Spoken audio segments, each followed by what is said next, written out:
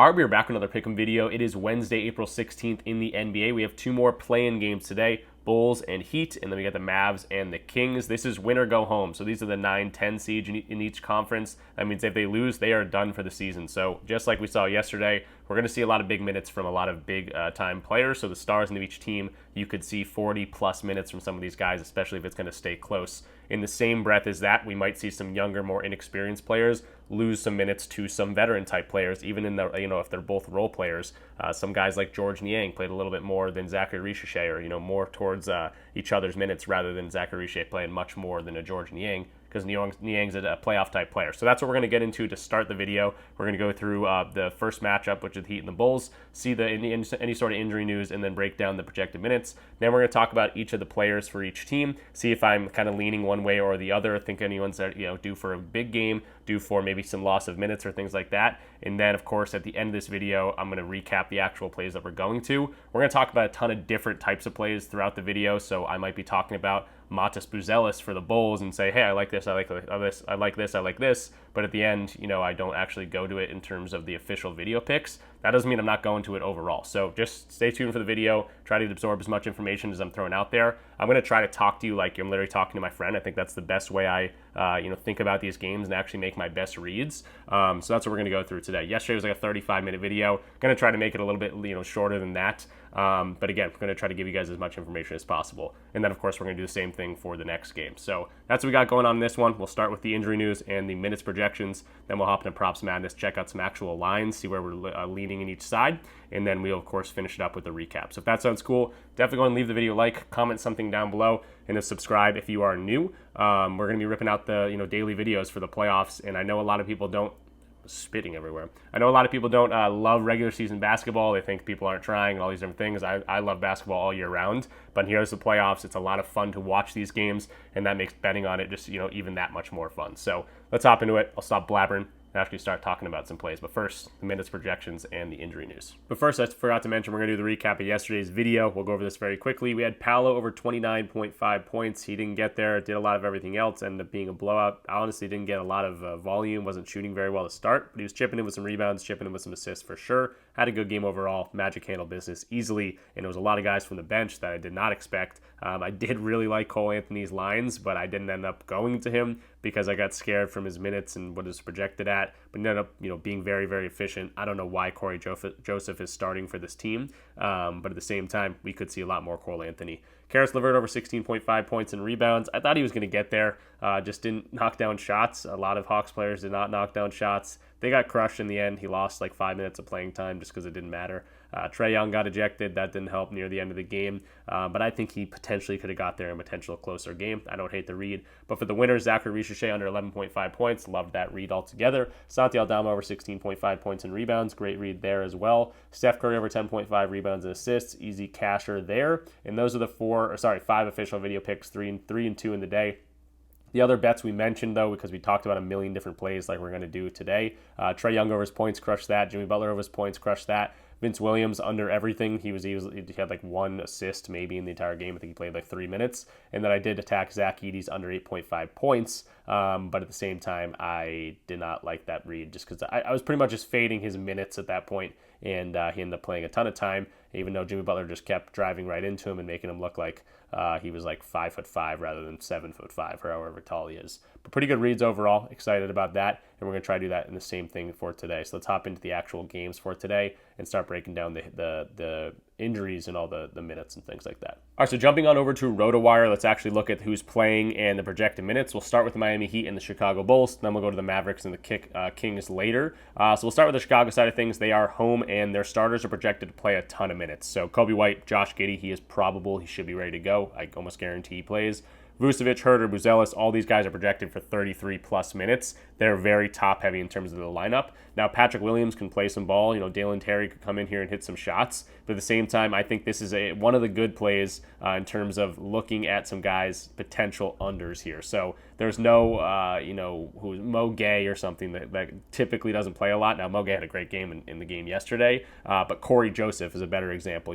A guy that starts, but he's not projected a lot of minutes. So, there's room for some bench guys to come in there. For this one, it's Buzelis, it's Herter, it's Vucevic, it's Giddey, it's White. White. All these guys are going to play big time minutes, so it's easier to attack some unders here, especially for some of the younger players like Terry, even Patrick Williams here. So for the Bulls, I'm definitely focusing on the starters for some overs and potentially some unders for the bench players. Now for the Miami side of things, we actually have a decent amount of injury news. Kevin Love, Pelle Larsson, and Jovic are all game-time decisions and true game-time decisions. And these are all guys that could actually play some minutes, especially like Jovic and Love in a playoff situation here. So this is another one that I'm focusing on: Tyler Hero, Bam Adebayo, Andrew Wiggins. And you could definitely look at, some unders from some of these other guys, but at the same time, you got to run the risk of, is Kevin Love going to play? Is Jovic going to play? Is Pelle Larsson going to play? And is that going to shift the odds in a lot of these different players? So I'm going to be focusing on Tyler Hero, Bam Adebayo mostly in this one. Guys like Alec Burks and Haywood Highsmith, these minutes might get swapped. If Alec Burks comes in, starts, hits his first 2 shots from the corner or whatever it might be, and starts hot and is contributing to winning basketball, he might see more minutes than a guy like Haywood Highsmith. Davion Mitchell projected for a whole lot of minutes off the bench here. He could absolutely absorb all of Alex Burks' minutes, depending on how well he's playing and defending Coby White. So these are the main minutes we got going on. Here's the projections as of right now. I highly recommend checking out RotoWire so you can see the projected lineups as the day progresses, and if we know more about these game time decisions throughout the day. So as of right now, that's what we got for Miami and Chicago. Let's actually start talking about some plays, and we're going to do that by using a tool called Props Madness, like we always do. If you're watching this video and you're like, damn, I got to try this tool out, it shows you so much information, you can actually check it out for a free week using my link in the description down below. It's code RICH. When you get that free week, and you get 25% off your first month or your first year. And they have WNBA, and I'm super excited to use it for WNBA. A lot less volatile, less games, less injury news and things like that. And I think it's really going to help us out throughout the summer. So the first guy on the screen, and I wasn't going to start with him, but I forgot to take him off, but it's going to be Patrick Williams. Now, he's projected for 20 minutes in this game, and these are games that he's seeing 16 to 22 minutes. Now, points and rebounds for a guy like that, pretty good on the under, but I'm going to go to points and assists. 3 of 15 games he's over this. It's a tougher matchup going against the Miami Heat. Now, spot up is his main source of scoring. He can knock down 2 threes, and he's almost there right there, but he might not get the time in the court. He's played these guys a couple times so far this year. He had a great, 31 minutes in this game. I assume a bunch of players were missing. Herder, Jones, some other guys. I don't expect that for a guy like Patrick Williams. They have not been playing a whole lot of minutes with the lineup they been running out lately. I could expect more of like this 14-minute game or 18-minute game or whatever it might be, and in that, it's tough for him to get there, even if he shoots efficiently. He shot 50% and just didn't have the time in the court to get over this. So 8.5 points and assists. He's one of the main guys I'm looking at some unders here. Now, he could be defending really, really well, and that's why he would get some more time in the court. But at the same time, I don't think he's out there to score some points and grab some assists. I think he's going to leave that up to some other guys who we could be looking at. So we'll go up to Coby White. I'm not loving Coby White in this matchup. Again, he's got the Davion Mitchell assignment, or Davion Mitchell's going to be guarding him. So he could be limited in this one, I think. I think the Miami Heat have a great defense overall. They've been a little bit worse throughout the last few games here, but at the same time, it's, Miami Heat basketball in the playoffs. They could, rise from the ashes and be a really good team all of a sudden and sneak into the actual playoffs here. But at the same time, the Bulls have kind of had their number. You can see the 3 head-to-heads. The Miami's lost all 3 of these games. Coby White, not a huge part of these, just because some other guys have stepped up. But at the same time, he has been able to kind of divert the offense. And if Davion Mitchell is really focusing on him, and the whole offensive scheme is to kind of stop Coby White, some of these other guys have really been able to step up. So I'm not loving what I'm seeing from Coby White. At the same time, maybe they're like, hey, Coby White hasn't been the problem.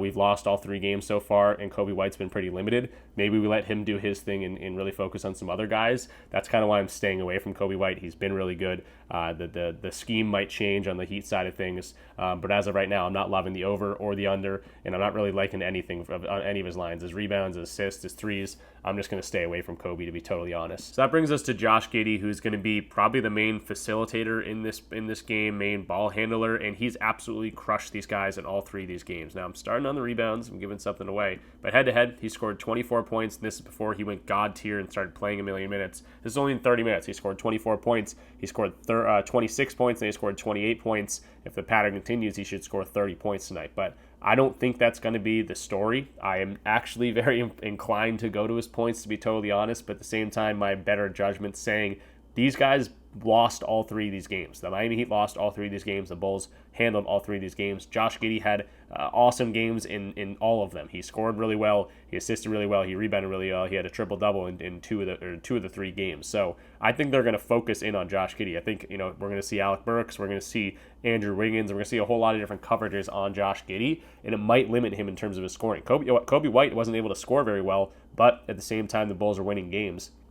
Maybe you start to actually focus in on Josh Giddey, who has kind of been clowned on for the past year in the NBA, but recently has turned into an absolute beast. That's just like what it comes down to. So maybe they focus in on Josh Giddey a little bit more. I've never really trusted Josh Giddey's scoring abilities. I mean, you can see what he's been able to do recently. I just never have, because he's not a very good spot-up shooter if they're going to leave him open for 3, and then really maybe dial in on him, double him in whatever, get him off any sort of screens, switch any screens, and really give him ball pressure. We could see him limited a little bit more. So that's why I'm just going to go to rebounds. So as a long-winded way of just saying, I'm going to go to his rebounds. He's going to play a whole bunch of minutes. You can see, 35-plus minutes, 34-plus minutes. The hit rate on this is going to be really good, 69% hit rate, and he's been able to rebound really well in the 2 matchups so far against the Heat. 10 rebounds on I guess the rebound chances didn't come through, but then 16 rebounds on 19 rebound chances. The books like this one a little bit more too. It's going to be a little bit more juiced, but you can find this at -130. It's available on I think it was on Underdog at 9.5, so you might have to pay a little bit of juice, but at the same time, I think it's just a little bit more realistic that they lock in on Josh Giddey in terms of the defensive scheme, and he might be a little bit limited in terms of scoring. I'm not saying take the under. He's been really, really good in these matchups. I'm just saying I might want to pivot to his rebounding, and the reason I'm not going to his assists, he's hitting his assists, but at the same time, this is going to be playoff-type basketball. It's going to be hard to get 10-plus assists. You can look at the rebounds assists. It's 18.5. You're almost looking for a triple-double again at that point. The hit rates on these are great. I'm just going to focus on the rebounds, though. 9.5. The double-double's like -400 or something crazy because he has the chance to get the assists and the rebounds, and he's probably going to score 10-plus points. But yeah, Josh Giddey, I'm going to stay away from his points. Again, not saying take the under, but just kind of putting my mind in this. Josh Giddey might actually be the focal point of the defense today. But at the same time, even if he is, he might be able to rebound really well, considering he's going to be limited. Maybe. So let's go to Vucevic, because I think he is actually going to be the main guy that I look at in terms of scoring the points.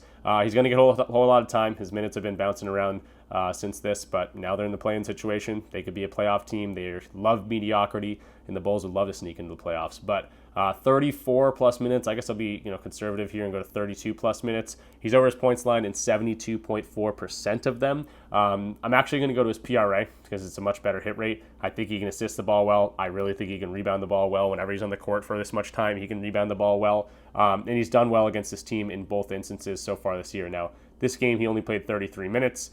He shot 5 of 13, was kind of limited, but last game we saw 35 minutes from him, 20 points in that game, and was able to chip in with 11 rebounds on 16 chances and also had 8 assists in that game. So the head-to-head doesn't look super crazy, but good to see that he was able to do it in the most recent matchup.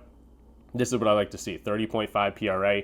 He's been absolutely crushing this line, and he actually played these guys in the play-in last year. You can go to playoffs right here. He played them. He was one of the play-in teams that they played. They lost that game by 21. He played 35 minutes, and he had 34, PRA, 16 points, 14 rebounds, and 5 assists. So he's actually done this in a very similar type of situation against the same team. So I'm going to like Vucevic. It makes a lot of sense that they'll maybe focus in on Josh Giddey. Maybe his scoring's a little bit more down. Maybe Vucevic is the guy that they really are limited to. He's going to see Bam Adebayo. He's going to see Kelly Ware. But Vucevic is also one of the most tenured players out there. He's been out there a long time and can contribute in the minutes on the court that he's going to get. And I like to see that when he's on the court for a long time, he's able to hit this line in a million games. So PRA for Nikola Vucevic, 85.7% hit rate.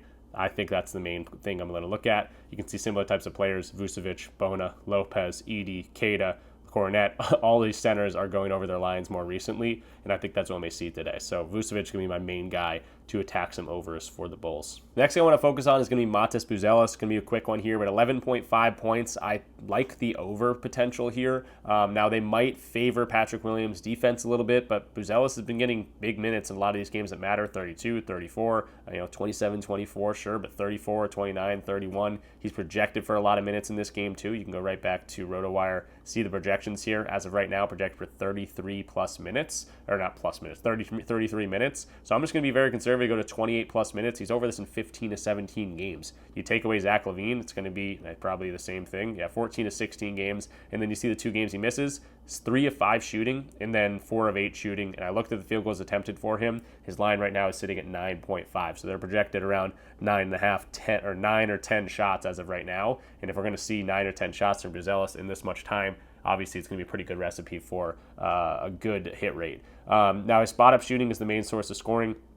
They're very mediocre in terms of that. Transition and free throws might be a little bit harder to come by. This is something I don't love, that similar types of players, really this is just positionally, have not been going over the lines, but he's played them 3 times and he's gone over in every single game. One of these games, though, he did shoot 10 of 10, shot 4 of 9 here, so shot very well and got to the free throw line, and then got 6 of 10 shooting from here. So he has shot very well in those matchups, but again, if you zoom out and just see the non-head-to-head, he's still over in a lot of these games just with the minutes on the court. So this will be a lean. Montes Buzelis over his 11.5 points. I think he could be a main, role player to step up in this situation, especially if they're very, very much focusing on Kobe White and Josh Giddey. I think that's why I'm kind of, pivoting to a guy like Vucevic, a guy like Buzelis to, step up in this situation and, hopefully have some good games. Moving along to the Heat side of things, I'm going to focus on Tyler Hero to start. He's got the highest line, but he's also expected for a lot of volume. His field goals attempted line's at 19.5, so he's expected to get a lot of volume. And with the amount of time in the court, the hit rate's obviously going to look a little bit better, and he's been scoring really well. Now, the problem is Andrew Wiggins is coming back in the lineup. He's been back in for a few games, but he hasn't been playing a ton of minutes. He's projected for a decent amount of minutes, and I just don't have a great read on if Andrew Wiggins is going to play 35 to 40 minutes or if he's going to play 25 to 30 minutes, and I think that's going to change for him based on that. So for Tyler Hero, I am going to focus on the points and assists because I think he can get everyone else involved while doing his fair share of scoring with the volume he's probably going to get here. Now for the Bulls defense to start, because we're going to talk about some of these players, they've been betting a little bit better. They've always been winning games over the past 10, 15 games. But their pick and roll ball handling defense is one of the worst. That's where he's going to score a lot of his points. Above the break threes, interiorly, they're not a very good defense overall. Now again, they've gotten a little bit better, but this is a playoff situation. But at the same time, someone's going to be able to take advantage of it, and I think Tyler Hero is going to be one of the main guys to do that. So let's take a look at the minutes first. We'll bounce this up to 36 to 44 minutes, depending on how close it is. He's projected for 38 minutes. That's about right in the middle. Now his hit rate jumps to 62.1% of games. The next thing I want to look at is, well, first of all, he's played these guys twice, and he's gone over in 2 of the 3 matchups. The one game he did miss, they lost by 5. He had 21 and 6 assists, so he didn't get the scoring, but he did chip in with the assists, which is one of the main reasons I like this. The other games, he chipped in with 23 and 9 assists, and then he had 30 and 4 assists, kind of doing a little bit of each of those things in each of those games. So I do like the head-to-head. Going away from the head-to-head, though, let's go to games that we're seeing without Jimmy Butler, with Andrew Wiggins in the lineup and with Bam Adebayo in the lineup. We're going to get a 60% hit rate. Nothing too crazy to ride home about, but again, I really like to see the volume there. Projected for 19 and a half shots. If he's going to get 15 plus shots in here, he's going to be over this in 75% of those games. Maybe he doesn't get 30 shots, but again, he could get up to 25 over this in about 66.7% of games. So I don't mind Tyler Hero over this. The last thing I'll mention here, I just want to point out all the hit rates and all the matchups, how he scores his points and things like that. He's got the good matchup. It's not the craziest hit rate in the world that we've seen before, but going back to 2023, you can see the hit rate on this specific line. This probably wasn't his line back then, but he was only over this in 20% of the games last season, the last 29 games on the schedule. But if you go to the playoffs, the playoffs, he actually played the Bulls in one of those playoff games, and that's where he got 33 points and assists. This was last year. The hit rate on this is much better this year. So something I'd really like to see. He stepped up in a very similar type of situation, and we could see him do that again today. No Jimmy Butler in the equation. He's kind of the main guy, and that's what we've seen from him. So Tyler Hero, 30.5 points and assists. That is something I like here. So now moving on to Bam Adebayo, because I also like him, and this is where the problem comes in, because not everyone's going to hit their overs unless this is some super high-scoring game, and the Heat might control the pace, and it might be a slower game, but at the same time, if the Bulls do take control again, we could see a higher-scoring game and a higher-paced game. But for Bam Adebayo, 19.5 points. The thing I'll point out here is with Andrew Wiggins, with Tyler Hero, without Jimmy Butler, he's only over this in 43.8% of games, but then you got to factor in the minutes he's going to play, 35 to 45 minutes. I just didn't like the hit rate as much as I liked for Tyler Hero. I do think Bam could absolutely take advantage of Nikola Vucevic down low, but at the same time, I just don't like the hit rate. He has been better in the playoffs in the past than Tyler Hero, I will say, but at the same time, I'm looking at the hit rate. This is with Wiggins, with Tyler Hero, without Jimmy Butler. and this is what I'm seeing here. So I wanted to look at the rebounds or the assists. It's just not there for me. The head-to-head is pretty good. He has taken advantage of this matchup, even with all these filters in here. Scored 22 points. It's not like he absolutely dominated this line. So for Bam, I do think he could absolutely have a good game, but something I'm probably staying away from. Andrew Wiggins I'll mention here too. This is going to be another one that's going to be harder to predict. You can see the amount of minutes he's been getting in the games he's recently come back from. So March 27th, got hurt, came back April 9th, played only 27 minutes and only played 24 minutes. That was a 50-point blowout. Projected for 33 minutes. If he's going to get that much time, 30 to, let's say he gets 30 to 38 minutes or something, he's over this in 75% of games, especially games he's playing in a Heat uniform. He's over this in 75% of them. So he could absolutely be in a good spot here, especially with the weaker defense here in the Bulls, how he scores his points right at the rim, 25% above the break threes. That's making up for 60% of his scoring. And that's one of the main things they're weak to. That could be a good look too, but again, do I trust Andrew Wiggins in a spot that he hasn't been amazing since coming back from injury? I don't know. But Davion Mitchell is going to be the last guy I talk about here. There are some bench guys, but there's a bunch of game time decisions that I think could affect that. But Davion Mitchell is expected for a whole lot of minutes in this game.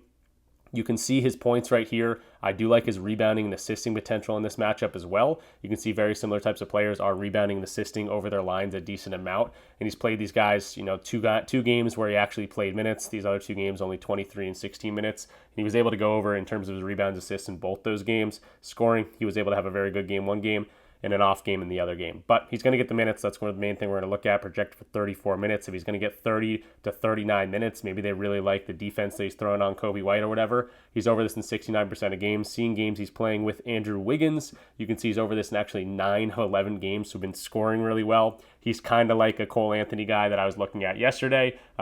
Cole Anthony kind of equivalent, a guy that has a pretty good hit rate with all this time, but do I trust him to be the main guy to get them more minutes off the bench? And I think Davion Mitchell is kind of that guy in a bitter aspect here. So Cole Anthony, had a great matchup with all the scoring and all that different things. He just hadn't been getting the time in the past. Now I know that, why is Corey Joseph in the starting lineup? Those are the main things I want to, learn and grow from here. So Davion Mitchell, I don't know if I'm going to make that same mistake. His points look good. His rebounding, assisting looks pretty good too. His PRA is at 72.7%, hit rate at 18.5.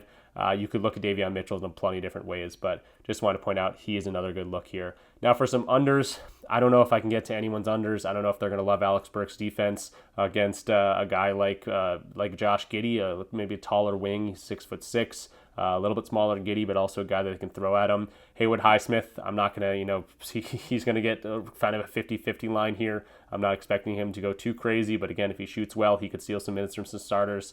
So the bench for the Heat is a little bit harder to predict for me. So that's why I'm kind of focusing on these main four guys, and those are my thoughts on them. So finally going to the Dallas and Sacramento Kings, we're going to go through this one a little bit quicker. We spent a lot of time in Miami and Chicago, kind of similar to yesterday's video, but try to expedite this one. So Dallas, we got Anthony Davis as a game time decision. He will play out there.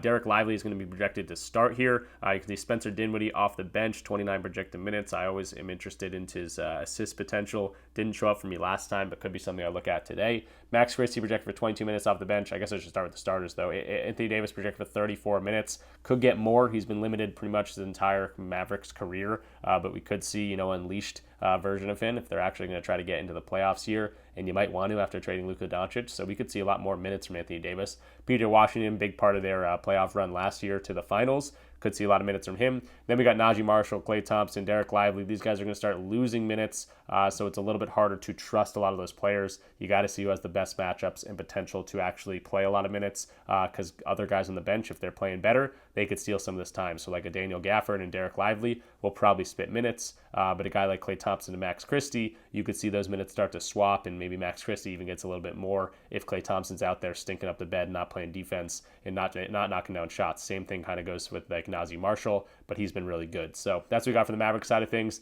Let's go to the Sacramento side of things. First of all, no Malik Monk. Also, no Jake LaRavia here, so there are some injury news to talk about here. But Zach LaVine projected for 43 minutes. He's a guy that's accustomed to playing a ton of time. He did the same thing on Chicago. He could run 43. He could play the entire game. You never know what's going to happen with him. DeMar DeRozan, 40-plus minutes. Sabonis, 38 projected minutes. Keon Ellis and Keegan Murray, 34 and 32 projected minutes. So the Kings will probably start their starters and play them a decent amount of time here. Now, here's the bigger thing. Trey Lyles projected for 27 minutes. Jonas Valanciunas projected for 10 minutes. I don't know if Trey Lyles is actually going to get 27 minutes. They might if they want a little bit more of a versatile play. But at the same time, they got a lot of centers over here. They're more versatile centers. Derek Lively, Anthony Davis, Daniel Gafford. They might want to run Valanciunas' size against them, but maybe they want to spread the floor out a little bit more, make them a little bit more uncomfortable, which is why I think we're getting a little bit more Trey Lyles in the projection. But Kings rotation should be shorter, especially dealing with some injuries to some main guys. But that's what we got going on for these two teams. Let's start looking at some props. So starting with Zach LaVine here, I'm going to focus on his points and assists here at 28.5. I'm pretty sure that's where everyone's got it right now. That's going to be the main focus for me on the Sacramento side of things. He's projected for 1 million minutes, literally 43 projected minutes, and he's accustomed to getting a lot of minutes. Look at these last few games, 42, 45, 44, 41. They run him as much as possible, and this is a win-or-go-home situation. We're going to see as much Zach LaVine as we can possibly handle. So I'm going to go to 40-plus minutes. Maybe that's crazy, maybe not. And he's over this points and assist line in 7 of 8 of those games. Now, why do I like the assist potential a little bit more? Well, you can see similar types of players. If I go to points and assists, I just want to go to assists. First of all, where he gets his assists is mostly interiorly. That's where 30 and 31% of his points come from, or his assists come from. So mid-range is to DeMar DeRozan or down low to Sabonis or anyone else. That's where 61% of his assists come from. They're weak in that situation, 21st ranked and 20th ranked. Above the break threes, that's where a little bit better, but that's also where only 26% of his assists come from. So I think interiorly, that's where he's going to get most of his assists. You can also see similar players or positional players, a lot of them are going over their assist line. 80% of the last 15 players have gone over their assist line against this team. So I don't mind shipping him the assists, but the points have obviously been amazing. That's what's going to carry this line. If you're going to put Zach LaVine on the court for 40-plus minutes, he's going to put the ball in the hoop, and we've seen that multiple times from him so far this year. It's 8 games, 40-plus minutes. He's crushing this line in a lot of those. The one game he did miss was against the Denver Nuggets, and he still got a decent amount of volume. Whatever, he scored 20 points in one of these games. I'm not too worried about it. But points and assists, I like the chip in, but potential assists. So Zach LaVine in that much time has obviously been great. He doesn't have a great head-to-head matchup against his two teams, I will say that, or against this team. Only 22 points in that one and 17 points in that one. You do points and assists, 24 and 21. So he's actually under in both the games. You actually look at the matchup and how similar types of players are producing here. It's mostly the points. It's not the best matchup in the world, but at the same time, Zach LaVine's been tearing it up.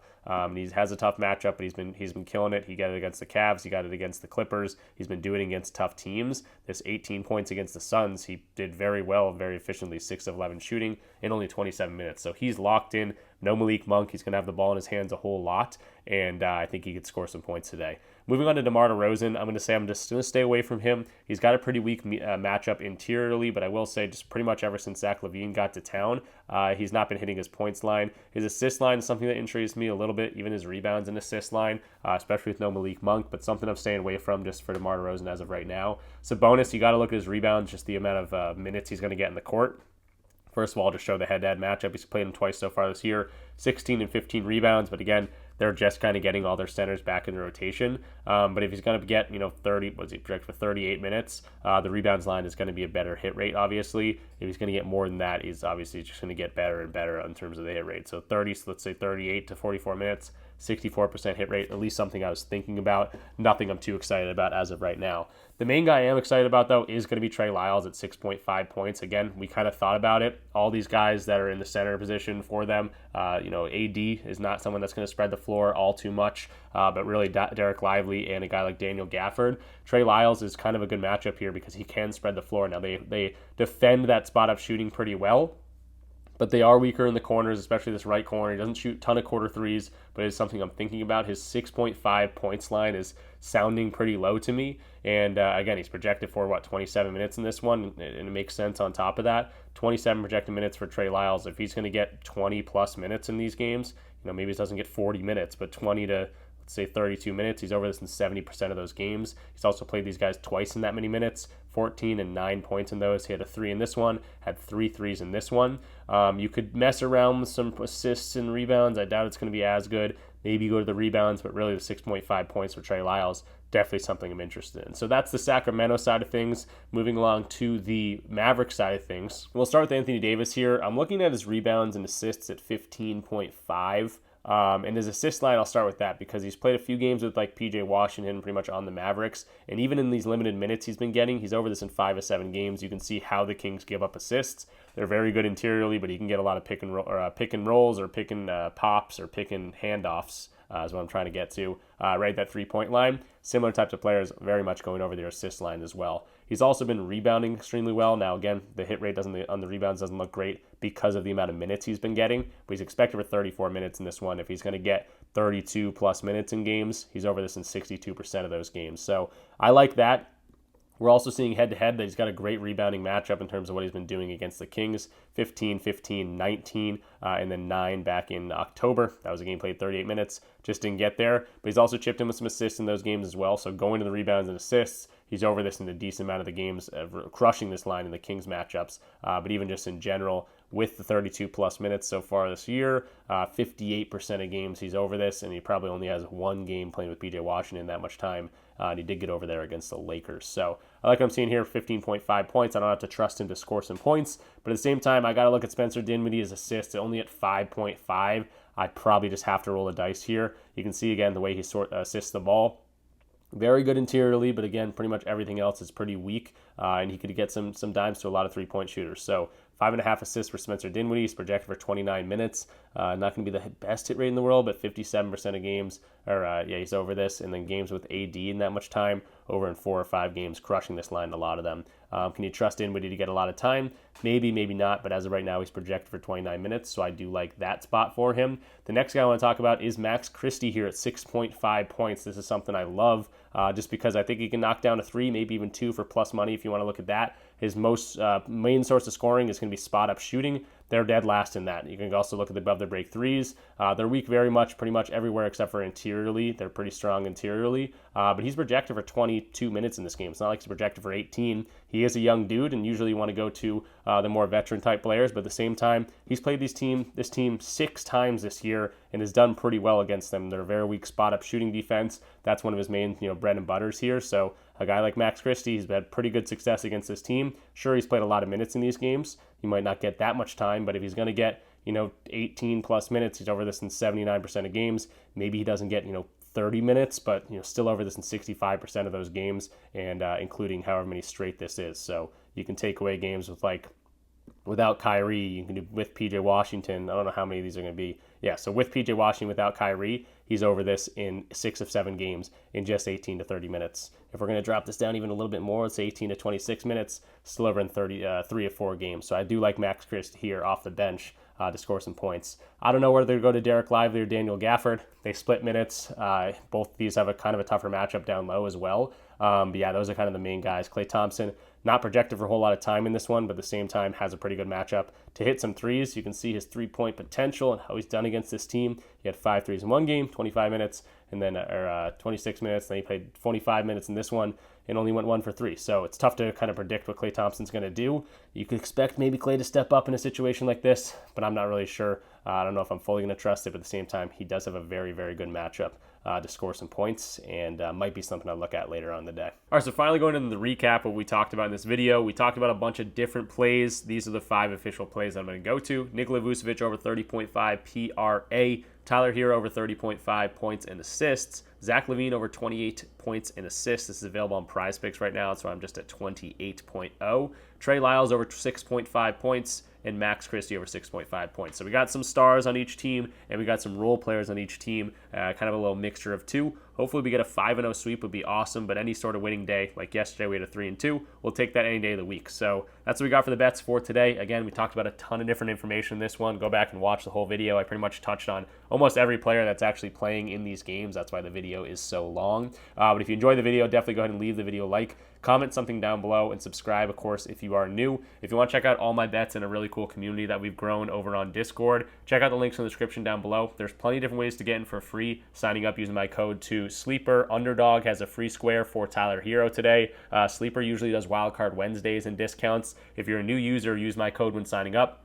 Again, they're listed in the description down below. So for Sleeper, it's code RICH. For PrizePicks or Underdog, or for Betr, it's code RichPicks. Dabble's a really fun one that we attack each and every day. I highly recommend checking out those different platforms that you're on. Maybe you're only on PrizePicks and you want to check out Underdog or Dabble. They give discounts more often than PrizePicks does. Sometimes they have way better lines than they do. Like Betr, for instance, literally sends out discounts every single day. Sleeper's been doing the same thing. Absolutely advantageous to hop on different platforms. Not only are you going to get a deposit match using my code or some sort of free square or thing like that when using my code when signing up, you also get that free month and get access to a free month of picks on that platform. So it's definitely a win-win-win situation. Again, it's all described in the link down below. I can try to talk through it, but it's almost easier to just read it. And of course, if you want to just get access to the Discord community without getting it for free, you can sign up through DubClub, and it's, again, all listed down below. So thanks for watching. The videos I promise, are going to start coming out earlier, and they're going to be a little bit shorter. I know some people are always like, don't complain about being too long. I will say, like, a 40-minute video for 2 games does sound a little bit too long. So I got to get a little bit better condensing. I got a little bit better at getting these out earlier, and then we'll be rocking and rolling. But the reads have been there. I'm going to try to do it again tonight. So I appreciate everyone watching. Good luck with all your bets today. Let's have fun watching basketball. I'll see you guys in the next one. Peace out.